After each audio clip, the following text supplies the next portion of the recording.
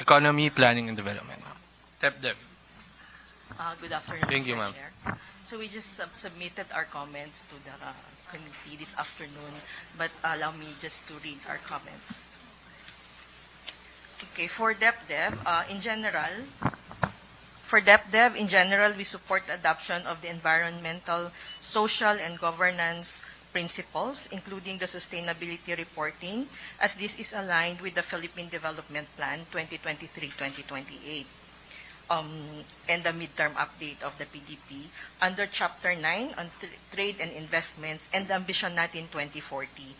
This enhances the country's position and viability as a prime hub for foreign investments on climate change or ESG investments, consistent with our commitment to the 2030 Agenda for Sustainable Development of building a more sustainable future for all.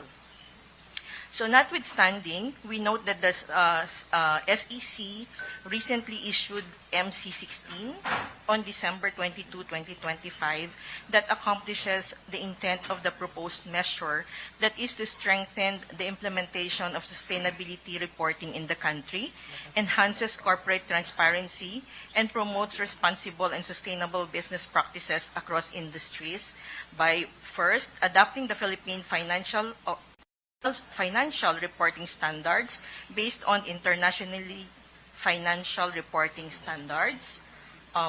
Second is expanding the scope to require large non-listed entities in addition to PLCs to submit a sustainability report based on PFRS S1 on general requirements for disclosure of sustainability-related financial information, and PFRS S2 on climate-related disclosures.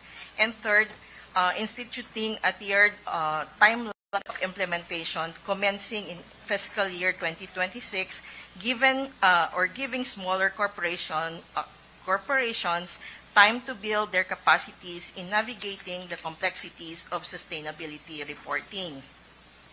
So, for the time being, Mr. Chair, we are suggesting for Congress may consider postponing the passage of the bill to allow full implementation of MC16 to gather adequate empirical basis necessary to legislate a framework on sustainability reporting.